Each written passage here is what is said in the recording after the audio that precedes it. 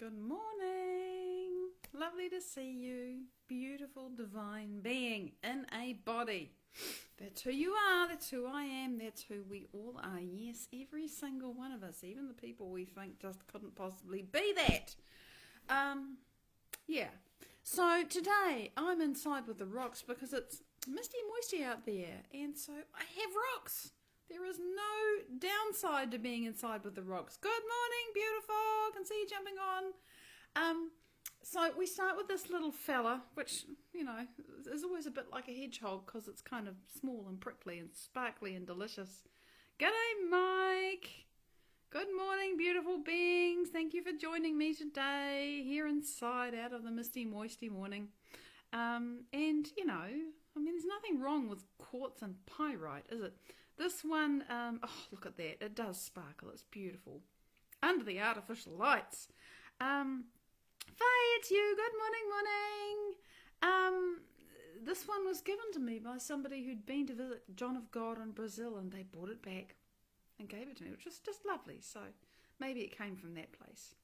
But anyway, it's lovely, and I just love sharing the sparkles with you. And of course, you get much more sparkle under artificial lights, so it's a bit of fun. Christopher, it's you! G'day. I had this vague feeling I should know who you are, but it takes me a little while to remember. You know, everyone's little face, little dot, morning Andrew, pops up, and sometimes I know who it is and sometimes I don't. So if I don't, it just means I haven't made that neural net in my head yet. Next piece is definitely a slice of New Zealand, okay? Oop, don't drop it. This is greenstone, otherwise known as pounamu or nephrite jade. And this is New Zealand nephrite jade. Faye, yeah, haha, we got a laugh. Laughter's good. And this is the unpolished surface. You find, well, if you know where to look, you can find these rocks in New Zealand streams. And sometimes they can be quite smooth. As this one is, I don't think it's been polished on the outside. Why would it be? Because it was being sliced. Oh, yeah, that's right. You were. I remember now. G'day, Abigail. So, you know, rocks and flowers and all of that is me. And I like to share beauty when I start because it elevates us, right? And seeing as how the brain can only receive information that is equal to the emotional state of being of the person who's living in that body, if you want to get new information into your brain, you better, you know, being elevated is good. If you're, nothing's getting in. All you're going to do is fight or flee or hide. Those are the choices when you're where. So beauty is not just because I like it. It's because it actually performs a really useful function. So, nephrite jade, New Zealand, and it comes in all shades. And this one is just quite dark, but, you know, it can be so dark it's almost black. Last but not least, this little quartz Merkaba. It's very cute. It's very slightly smoky. It's pretty clear. And again, it's sparkly. Why would you not have sparkly things when you got the light on? So I love this, and it's lovely to share it with you. And look, you know, you've got this, catch the light on it, you've got the cross shape there. It can turn into a square. It can be a six-pointed star with a triangle in the middle of it. It's, you know, and obvious, all the sacred geometry is really there. Yeah, well, even X's are a piece of divinity, Faye. But, you know, sometimes the divinity gets buried pretty deep. It does. It gets buried pretty deep in us too, you know. That's the thing. We all come here, and part of the deal about coming here is that we forget who and what we really are. And then we've got to remember. And that's the whole journey of being human and being alive. No matter what anybody says, that's what I think it's really about. Is to remember who and what we are. And the illusion, of course, can be pretty deep.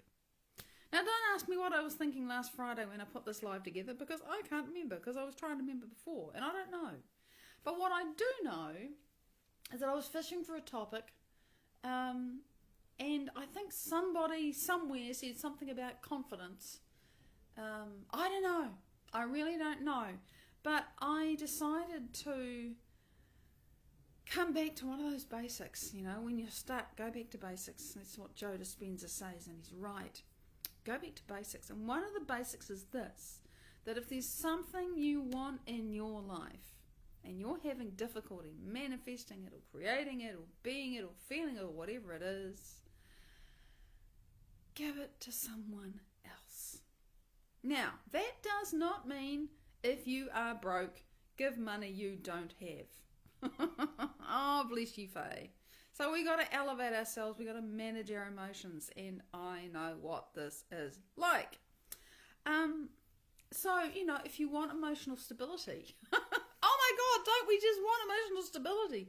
Emotional intelligence, being able to manage your mind and your body, because emotions are physical, visceral things that happen because there's chemistry in your body. But often, not always, sometimes the body just sends a thing to the brain that says, give me the thought that makes the chemistry, that makes me feel like this, because I'm an addict and I've got to have my feeling. But quite often, the emotions happen because we have a thought. And the thought means there's chemistry and communication to the body, and then we have the feeling. And then, because the brain is always spying out on the body, the brain then goes and thinks more thoughts to help it, the feeling sponsors another thought, and the thought sponsors another feeling, and round it goes. And that's how I get emotional. That's how we all get emotional. We get stuck in this cycle. And it is draining. It is physically and energetically draining, because when your body is taking those thoughts and turning them into stress hormones, that is very draining for your cells. Bluntly, physically, fact, okay? So how do you change that? How do you change that? How do you teach yourself to do that? Morning, Jen! There's total logic to it, Faye. It's just not intellectual logic. It's biochemical and neurological logic. It is, yeah, and it will make you weak. But it's not you being weak. It is human. This is human. But of course, we want to be not just normal. We want to be uncommon. We want to be different.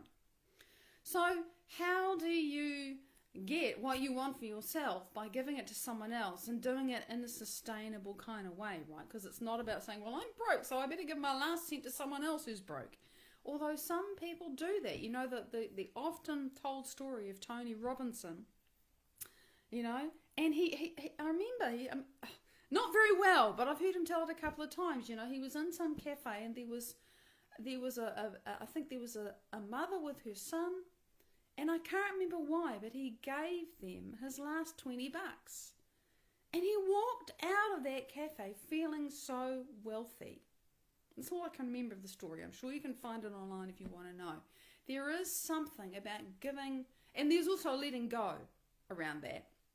There's a letting go. So it's okay. Holding on to this money isn't going to make me any richer, and letting it go isn't going to make me any poorer. I'm broke anyway, so whatever, So there is, sometimes your heart will lead you to do that. You will just have an impulse. It's like, hey, I don't have what the hell? Let me give some more. But often, if you want to feel confident, if you want to feel calm, if you want to feel love, whatever, well, who do you know that could use a little bit of that?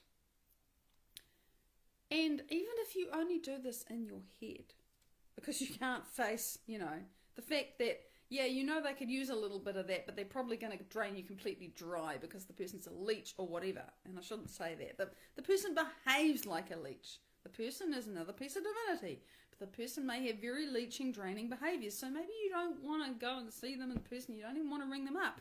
But how would you tell them to change their state? What would you say to them? How would you love that person? How would you help them? And it's almost easier to do this in your imagination than it is to do it in person. But doing it in person is another step. It requires you to get into the activity and the viscerality and the physicality of physically doing something to help someone else. And in the process, a number of things happen. First thing is you get your attention off yourself and your problems. And for many of us, that is a huge, huge relief. Oh my God, I'm no longer obsessing about my whatever it is, right?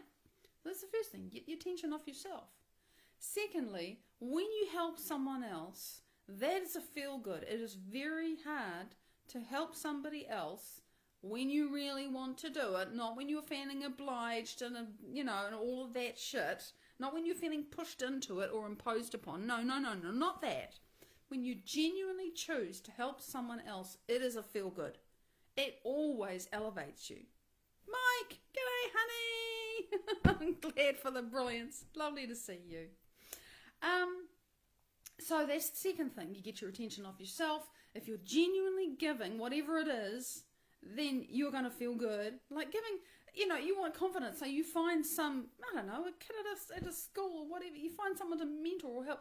You see them improve. It's like, oh, cool. Then you start to feel more empowered yourself because you're seeing that you're making a positive difference in someone else's life. That's another bonus.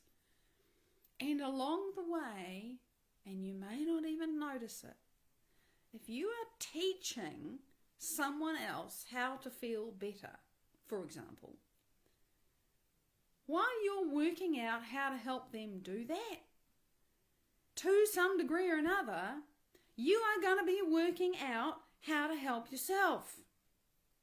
Now, if the person isn't improving, well, that's, a gazillion different reasons why that might be, Faye.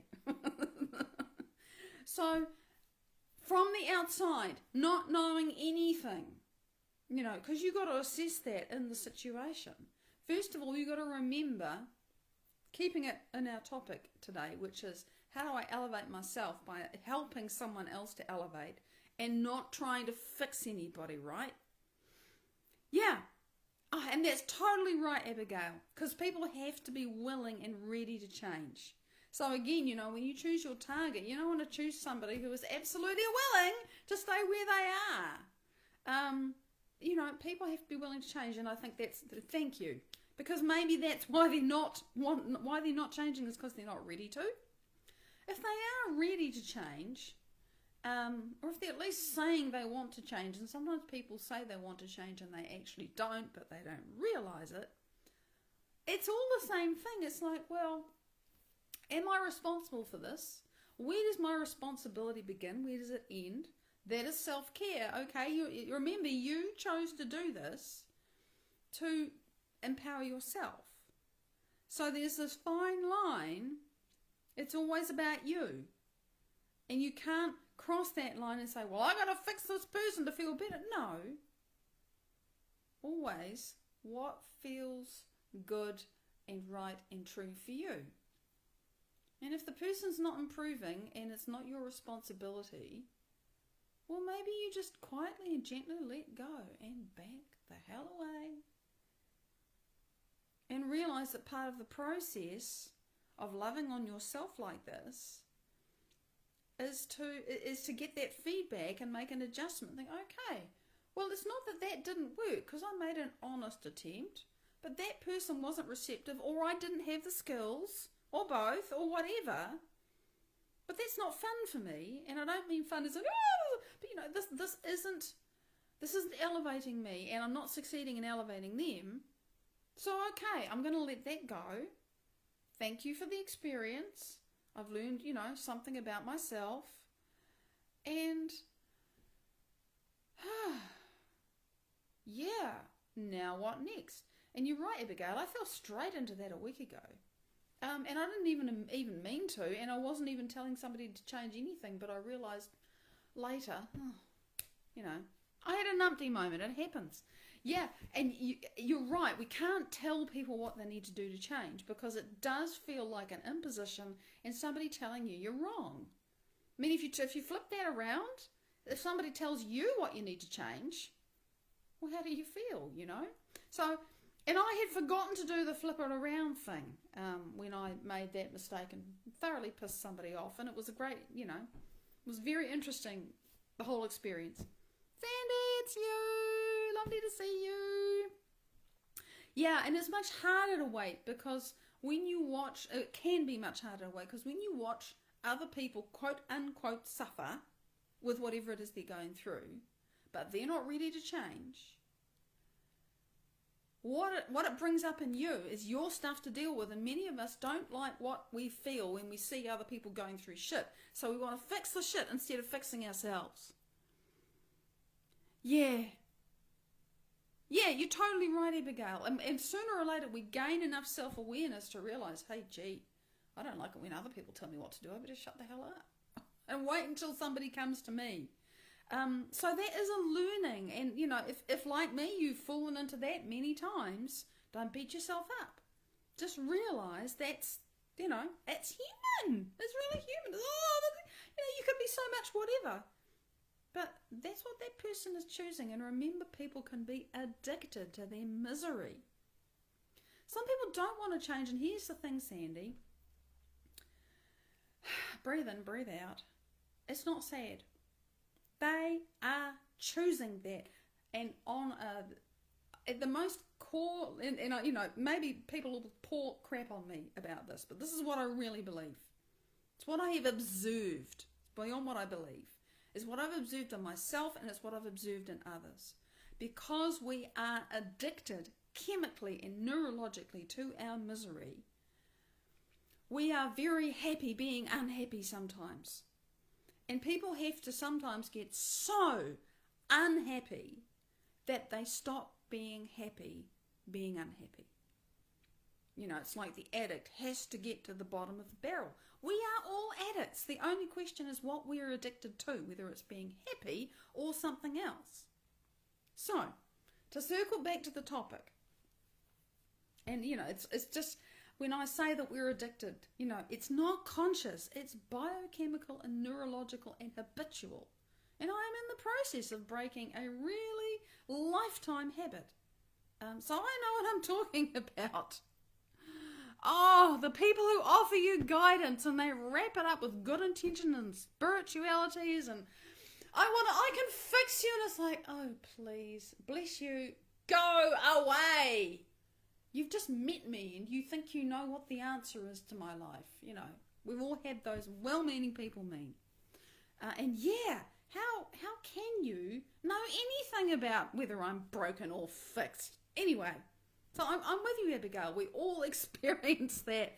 And it's part of the journey of realizing, oh my God, this person has these ideas about me and they're putting them on me. And, the first few times it's like, well, who knows how you react the first few times, but eventually you realize, yeah, I feel compassion for them because that's the lens they view the world through, and thanks but no thanks. And you let them down as gently as you can because that's where they're at. And yeah, I've had that happen too. So I congratulate you on the maturity of that, Abigail, because, you do eventually realise it's just where they're at and they can't perceive better. And, however long it takes them, they'll probably think, oh my God, I used to do that. So there's all of this journey that we go through in wanting to help other people in order to help ourselves. And the point at which it stops being positive for us is the point at which we need to just back off, take stock and think, okay, hang on a minute. I wanted to give somebody confidence. But for whatever reason, and it's not about them, it's not about me, it's just not working. Okay. So, and this is the process of unraveling this in your head. You are actually working out, well, what would I say to that person? And if I was that person, how would I respond to that? And would this work for me? And what would I tell them to do? And because you're mentally rehearsing when you're working out what you might say to someone, Carrie, good morning. When you're working out how you might coach them or encourage them or mentor them or whatever it is you want to call it, you're doing that for yourself. But because you're thinking about that other person, you're not obsessing about your own problems from the same point of view. And fundamentally, if you want healing, I've heard Joe Dispenza say this so many times because I listen to him over and over again because, he's the only embodied human being I want to emulate. It's just who I am. If you want healing, give healing to someone else. If you want to feel love, give love to someone else and do it in a way that is positive and appropriate for you. So if you can do it in person and have it be okay, then do it in person. If you can't do it in person, send it. Send love. Open your heart. Whatever the hell that means to you. That's a whole nother story. Imagine that person whole. Imagine them confident. Imagine them healed. Whatever it is, There is some way for you to take the very thing that you desire for yourself and give it to someone else. And when you are doing that, say you're imagining someone who's, dealing with, I don't know, anxiety, and you're imagining them confident. To imagine them confident, you have to have some concept or idea or even a feeling of what that feels like in your awareness. So while you're sending it to them, you're getting some. Give what you want to receive, exactly. And this is how it works. This is literally how it works. When you are in the process of assembling that model in your mind and in your awareness, you can't help but get some dose of the chemistry and the experience of what it is you're giving to them while you're doing it. There's sound neurology and biochemistry involved in this. It's not just positive thinking. It's way beyond that. As you start to create the awareness of what you want that other person to have in your awareness and you send it to them, you get a dose. And because you're not thinking about yourself, it actually lands in you more easily than if you're going, I need to feel well. As soon as I need to feel anything, well, I'm in lack, I'm in want, I can't have it and what I don't. What you give out, you get back. Not necessarily the way you expect it to come, and you can't give it out thinking that tenfold's going to come back, but you're absolutely right, Sandy. If we give because we're choosing to, without any expectation, it's just, I'm doing this because it is its own reward for reasons already explained, it does come back to you. You can't look for it, but it's going to come back to you one way or another. So, it's Monday. What was I going to ask you about? I made a note, and it's gone. I wrote myself a little thing, and I didn't pay attention to it at the right time. But I just want to thank you for joining me, and I want to invite you to ask questions. And there's a bunch of good things that we've spoken about in here, so I'll probably pick some life topics from this. But I love it when you give me your pain points and things that you're, narky, can't get over this. I love it when you do that, because those are live things and they're real for people, and it's not just real for you. So if you have questions, please ask them. And welcome to this week. Big love. I'll see you tomorrow. Bye-bye.